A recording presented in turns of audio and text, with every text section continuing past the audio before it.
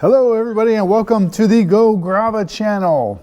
Today we're going to be talking about my first winter in the bicycle shop. And I have some interesting things to say and some observations and some planning I want to think about for next year because, oh boy, it is as slow as I thought it was going to be. So as you can see, in the winter, in the north part of America, it is snowy and it has been really, really cold, which bicycling, as everybody knows, is a seasonal business.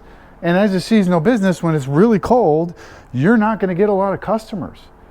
And that makes me wonder, should I be doing other things in the winter, or should I just close the shop down completely when it's cold like this? Now, before I get into talking about the bike shop in general, what I've experienced, you got to know something about me specifically.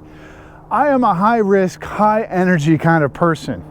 I was in the military, I was in combat, like I've done a lot of very high risk activity things. Now I know operational risk management, I've done ORM, I've done all that training, but if I wanted an easy business solution, I would have not picked my bike shop over there.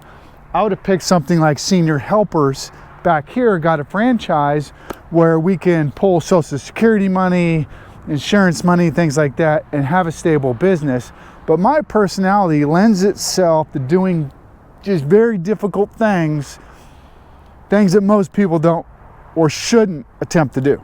So yes, I'm a high energy individual. I'm 51 years old. I got a lot of energy, and opening a bike shop is one of the most difficult things you could attempt to do, I think, of all the business models. But right now, because we have e-bikes and e-scooters and all these e-mobility devices, I think there's just this tremendous opportunity if you have the sheer will to push through and work the hours. And I have grand ideas, but you got to have patience. And so because I'm so kind of high energy and I get bored easily at times, that's a plus and minus. It's a minus because shiny objects will always attract me, but it's a plus because I can burn through things. I have the stubbornness and the patience to get through things. And because cycling has got so complex, and because e-bikes have got complex, and e-scooters and all these things, I like having that complexity in my business, if that makes any sense to anybody. Okay, so that's me, and that's kind of why I chose a bike shop, is because if it's just going to be a tremendous challenge, and I like having a tremendous challenge, and then servicing a wider range of vehicles under the mobility umbrella is also even more challenging, to the point where I don't think many people would even attempt to do what I'm going to attempt to do. So even though this winter, which I'm about to get into, has been extremely slow, I'm not worried about it now. I'm just worried about it for next winter. Okay, so being a high energy individual, needing to just optimize time for myself and things like that, where we focused our time mostly this winter is just optimizing the bike shop and learning and upgrading skills. For instance, Aaron here has been working, we got a new electrical bike stand, which is amazing for these big heavy e-bikes, but he's taken this Jackrabbit e-bike and completely stripped it down. Which reminds me, I probably need to do a video on how you as a bike shop got to be super careful in 2025 what e-bikes you actually pick for your bike shop. But he stripped it down. He's learning about how to program controllers. He got a custom controller in, using the current motor, rewiring, getting Magura's, what is it, Aaron, MT5, MT4? Yeah, MT4E, MT5E. MT4E, MT5E brakes. He's building the different connectors on the brakes. He is really optimizing his time this winter and professionalizing himself to a level you won't normally see in any other bike shop. Now, what I've been doing is optimizing my time in other areas also, like full shock rebuild systems. We're probably going to bring in a nitrogen tank so we can do full Fox service rebuilds on shocks and turn them around quicker than other bike shops. Because in my opinion, the bigger depth, even though I know it's super complex getting into all the e-bikes and motor systems and certifications and things like that, the more value you can provide under your roof, even though it's complex, the more competitive you are in your local market. So That's what I've been working on this winter, among other things. So what are some of the other things that I've been working on this winter, which make it perfectly fine that this winter is a slow winter business-wise for this bike shop? Well, I've been hitting social media super hard. We were monetized back in October, and right now I'm playing around with shorts on TikTok, Instagram, Lemonade, Clapper, and YouTube shorts. And they're really starting to take off because I have this creative outlet in me where I like to do funny and silly things. So you can follow me on Instagram, gograva.us. You can follow me, gograva, right here on YouTube. Check out my short section, silly videos there. That's part of my exploration, is seeing how the social media side of things benefit my bike shop, because I also have an online store, and that's going to change slightly coming into 2025. So I use a point of sale system integrated within Shopify, and Shopify is my pretty much all-inclusive system that I use in my bike shop.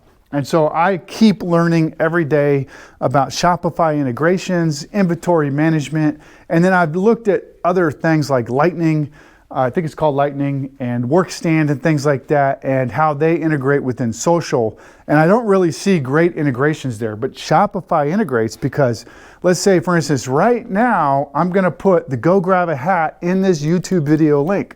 And let's see if I can get it pop up, because my Shopify store can embed and link in these YouTube videos, which offer me an opportunity to sell more, which brings me to used bicycles. So before we get to used bicycles, let's talk about one of the disadvantages of working with some companies in a bike shop and then having an online store. It's not impossible to sell bicycles online that you have in your store. There's just a lot of hoops you got to get over. You got to have like $2 million bonds. You got to have a packing system that doesn't have this brand's label on it. There's just a lot of things you have to do before you can actually sell bikes online. So to sell Giant, Pivot, Fuji, SC, or anything online, it's difficult. There's a lot of rules and a lot of things. Even though I buy the bikes and I own them, most of them, besides very few on credit, I have limitations, which brings me to the used bicycle market, which I was trying to ignore, but there may be a benefit. So here we are in the Go Grava storage space where we keep a lot of our bikes that we're working on. And I will say this, that having a used bike, doesn't matter if it's Trek or Specialized or Giant or whatever, it's mine. When I buy a used bike, I can put that on my website, and that might be able to sustain me over the winter, because we're going to talk about that next, what I could do in the winter to make money besides closing my store. But bringing in, I mean, why can't I do the same thing Pros Closet does, but at a smaller scale, right? I just buy bikes at a discount, use my labor to fix them up, make them safe, bring back that quality, and then sell them online in my store, and then even use targeted marketing, let's say over the winter, to the southern part of the United States where people are riding more right now, to then just sell and ship these high quality used bikes out to the market. So that is something I'm going to look at very closely over the summer and see if we can move into this used bike or online used bike space next winter. So let's talk about ideas though. When it's slow, what could I possibly do to generate an income where I don't have to close the store? Okay, let's get into it. Number one idea we could do to generate more money in the store, which we could have ski equipment or winter equipment in the store, but I only have 1,500 square feet. I can't afford more footage right now in my first year of my journey. Not a possibility to put any winter equipment, and I just don't know anything about skiing. Like, I've only skied a couple times in my life, and it just doesn't fit me well, and I can't afford to hire a ski professional to rotate that stock. So idea number one, out the door. Idea number two could be indoor fitness classes, right? But again, I'm limited on space. I don't have enough space here to do indoor fitness classes. Now, I'm a person, I was certified an indoor spin instructor like 25 years ago. I know how to do indoor training. I've been riding bicycles my whole life. I've been, doing indoor spin classes. I was the guy at the gym leading everybody, like everybody up and down and up and down. I know how to do all that stuff, but it's just not feasible. And I know the costs involved in that. And I know what people are willing to pay. Not really a profit center. So what could be number three? Number three could be leveraging all of my experience with training and working with professional coaches in the industry. And I don't mean professional coaches like working with them like they coach me, no, but actually building training plans and understanding the metrics behind training and the philosophies behind training. I could do that. I could probably take the first level of the USAC cycling coaching exam blindfolded. I just know everything there, not everything, but I have a really deep knowledge on cycling training, heart rate training, and things like that. I remember buying my first Polar heart rate watch monitor or heart rate strap from Polar in 1998 and training by heart rate for my first half marathon. And then doing triathlon training, and then doing mountain biking, and then doing road racing, and then doing cyclocross racing, and then doing gravel racing, and then doing bike packing, and then doing like bicycle touring. And the only thing I haven't done in my life is I've never done downhill mountain bike racing. That's it. I've got experiences in everything. But the problem I would have with coaching is that even though it's feasible right now, setting up a coaching program, I am not going to have the time during the busy season to do coaching. That's the problem. So let's go to idea number 4. Okay, idea number 4 could actually be bike fitting. Again, I've worked with professional coaches. I've been in the room when world-class athletes were being fitted in Boulder, Colorado, and I've seen it, and I would need a certification. I understand the philosophies, but I'd want a certification, but I could do fittings, professionalized fittings for my local area. But again, the problem is I need dedicated space, and I need an investment, just like with skiing or bringing in winterized equipment. I don't have the money right now to pump into another product line of a significant dollar amount. And that training equipment can be very expensive if you're going to do it correctly. Getting all these pieces and parts are very expensive. So bike fitting, although we will do it in the future, we are not going to do it right now. All right, lastly, let's get into some other ideas I've had. And as you can see, it's been slow, really slow, where I'm sitting here with my thoughts, and I don't like doing this. I am not a person who's going to sit at a bike shop for a couple of months and have nothing going on.